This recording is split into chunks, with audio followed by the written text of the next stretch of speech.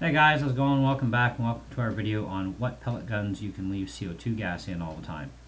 Now, there's a lot of them that you can, and there's some that you absolutely should, and there's some that you just can't. So, starting off with the ones that you actually can leave CO2 in, Crossman 2240, 2250, 2260, 1740, 1760, Crossman 160, 167, Crossman 150, and many others within that same type of valve setup. Even a lot of the Benjamin CO2 guns, the EB22, and I don't remember the 177 caliber version, EB17, I guess.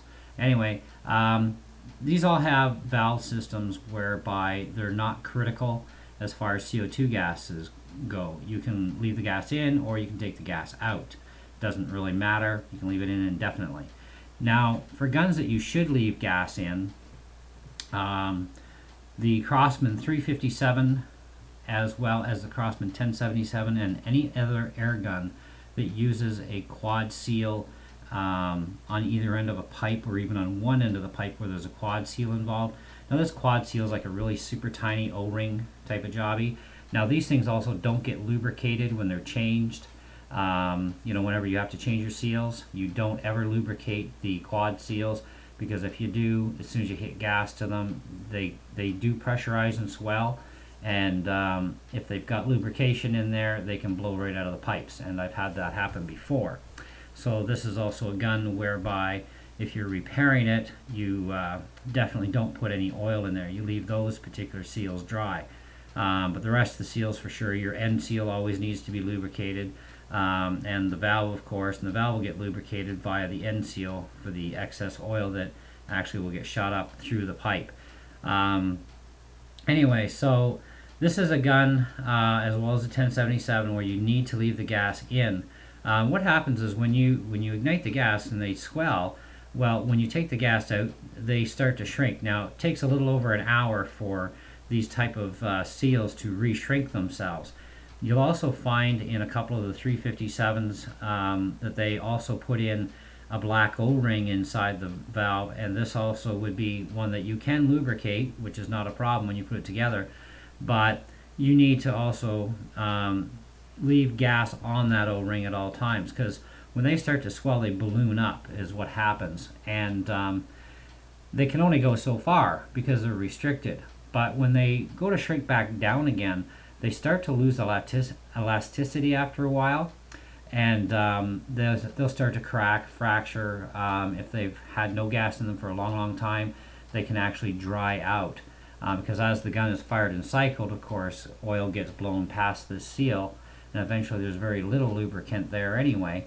So if you're leaving the gun without any gas in it, these seals will tend to dry up and crack. Now, with the quad seals, keeping them swelled is actually better for them than allowing them to swell and shrink and swell and shrink and swell and shrink all the time. So the 357 is one of these guns. Also the Crossman 38T and the 38C, basically same gun, different length of barrel, different calibers. These also should be left with gas in them at all times. In my experience, I've seen the seals blow very quickly in these guns when they're left without gas for too long of a period of time. Like a week's not going to hurt anything. Usually even up to 2 weeks. But when you start getting into the month, 2 months down the road, because hey, a lot of us have a lot of pellet guns and we can't shoot them all at the same time. We only got 2 hands. So a lot of our guns tend to stay in storage a lot, and we cycle through our guns as we get in the mood to shoot them. So keeping them with gas all the time is a good thing. Checking them once in a while to make sure there's still gas in there, because all CO2 guns will eventually deplete a cylinder over a long period of time. Some guns can easily hold gas for up to a year. They're very well sealed. Where other guns, maybe once every 3 to 6 months, you might have to start thinking about changing that bottle. So when I'm going to store a gun for any length of time, I make sure I put, lubricate the end seal, and I put a fresh bottle through, and I usually fire 1 or 2 dry shots, because CO2 guns, you can dry fire them. You don't have to have a pellet in them. Same as pump-up guns. You can dry fire them all day long. PCP would also be along this same class. When it comes to spring-powered guns, no, you don't ever dry fire them because you can wreck them. But with the CO2 gas thing, this is a thing that I found is very critical in guns that have the in-between pipe that goes between the valve and the CO2 inlet area. So yeah, those guns you leave gas in. The first ones that we mentioned, like I said, doesn't matter. Even the QB78, you can leave it with gas or without gas. It doesn't care. The rifle behind me that you'll see on the very top that's camo, that's actually a QB78. It's had gas in it now for well over 6 months and still going and still has tons of gas left over in there.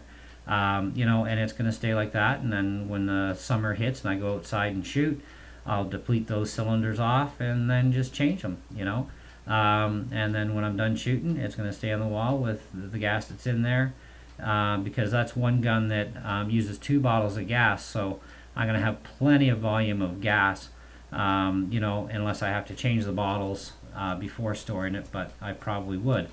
Anyhow, guns that you don't want to leave CO2 gas in for a long period of time would be a lot of your guns like the Smith & Wesson revolvers, your Gamma revolvers, the Walther series of guns, the CP88, CP99, CP Sport, the Walther PPK. These are guns you absolutely do not want to leave gas in. They have very lousy end seals, so they don't like having the pressure of a bottle up against them like all the time. They tend to just keep stretching out, and eventually, of course, they're going to release, and so is the gas, but the seals get wrecked a lot faster than you would on the other guns. Also, the Walther PPK is a very fragile gun with its valve, and you don't want to leave gas in it for a long period of time. Now, the Walther PPK also came in 2 different types of combinations. You had your made for Craftsman, made in Japan version, then you have, of course, your Walther Germany version, the original. And the original one, you could actually leave gas in it for a very long time and not rupture the valve at all. But the made in Japan for Craftsman version, that one actually you don't want to leave any gas in it for more than maybe 2 or 3 days, just because it's been known to blow apart the valve. And I've had a number of these guns where the valves blew apart, so I ordered in the good valves as a replacement valve and never had an issue since. But I also have learned not to ever store that gun with CO2 gas. Now, my wife happens to have one of the good ones, and we always leave the gas out of them now. But hers has been without gas for a long time, and I think the last time I put gas in it, it had already been without gas for over 6 months and not one hiccup. So that was actually a good thing. Anyway, so that's some of the basics. There's so many different brands, makes and models of guns over the last 100 years. I can't go over all of them. You'll have to just take a look at whatever gun you have, take a look at the diagram for it, see what kind of valve system happens to be in it, and go from there. So basically, it's a pig in a poke. I mean, some guys have not had problems, other guys have had problems. A lot of this too depends on whether or not you put oil in your gun when you put CO2 in them, because that's the worst thing you could do, is to not put any oil on the end seal, because then you're not getting any lubrication on your seals. And some guys will say, well, I went over 10 years, I never put a drop of oil in it. Yeah, and now you're getting it fixed.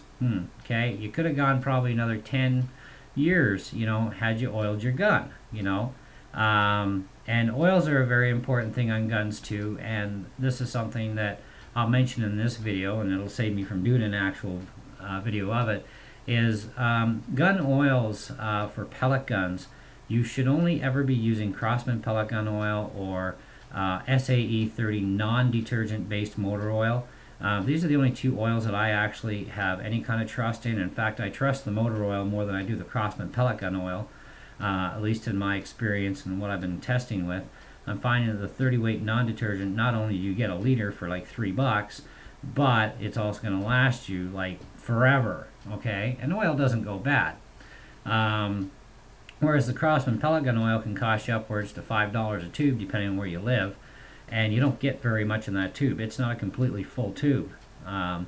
So, you got to kind of decide for yourself on that. But at least, if you're not going to use 30 weight stuff, the non-detergent, at least use some pellet gun oil and oil, every second or third bottle of CO2 gas. You put a couple drops on either the tip of the bottle or do the in-seal first, depending on the gun. I actually went over a little bit on this with my 2240 video on how to oil it and maintain it. It's very important that guns get oiled, even air guns.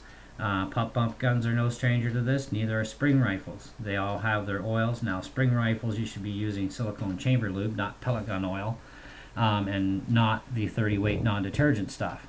Just silicone chamber lube is all you need for those, because it won't give you a diesel effect or ignite at all, but it's also not an oil that you should be using anywhere near CO2 guns. So it's kind of a, you got to figure these things out and find out, so research helps. But anyways, if you shoot a gun dry for too long, your seals are going to break down fast.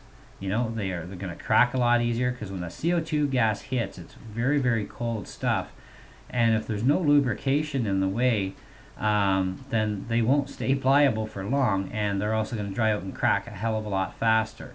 So oiling them is a very, very good thing to do, and saves you a lot of expensive repair bills down the road. Also, without oiling them, I've taken guns apart that have never been oiled, and the O-rings end up being basically pressed in and what do you call it? Almost like a melting effect into the metals. But there's not much you can do on the 357 side with its quad pipe seals. Those are not to be lubricated, and usually by the time I repair a 357, they're usually still okay. But if it's been sitting in the drawer for the last 25 years with no gas at it, well, it's going to be a bit of a bugger to clean that stuff out, but it can be done. So anyway, that's about the basics I can tell you on the guns that I commonly come across and most often know about as far as leaving CO2 gas in them. So you can take it for how it is there, and just say, okay, Smith & Wesson and a lot of the Umarex guns, the Walthers, of course, which are made by Umarex, don't leave gas in those guns, or any gun that has the same type of an end seal. Now, it's a little tiny end seal, like a little teeny weeny puck, and it looks like a clear base silicone. But even the Walther CP88, it uses a very nice 38-128 style end seal. Now, of course, it's a different part number, different color than a Craftsman one, but that's a gun that, yeah, you could leave gas in it for a while, but I wouldn't anyways, just because if you're having issues already where you can't leave the oil in a Walther CP99 or a PPK, or you might as well just do it the same right across the board, because the PPK actually had, I would say, probably one of the worst valve systems. It's very thin metals, so the pressure gets at those valves a lot easier than it would on, say a CP88 or a CP99, or even a Smith & Wesson. But aluminum valves do have their drawback too, where they don't like cryogenic freezing temperatures like CO2 gas happens to be, for extended periods of time. So like when you rapid fire a gun, and the 357, by the way, same thing, but the valve material in the 357 is a lot thicker than it is in a PPK, so it can actually take the punishment longer. So the 357, you can leave the gas in, and it needs to be left in. Don't leave it without gas for too long of a time. And that was because of the reason of the quad seals. But the PPK's got a very, very thin wall on its valve, and I'm really not overly impressed with the design. If they would have made it twice as thick, it might have been better, because then they'd have some better threads, and the back end of the valve wouldn't have blown out. But the German version of that same valve, even though it looks the same, I think it is actually a little bit thicker, because we have done some testing, and the German valve version, you can actually leave gas in there for a long time. But anyways, hope that answers your questions. If you have any other questions, feel free as always to ask. I'll do my best to answer them, and we'll see you on the next video.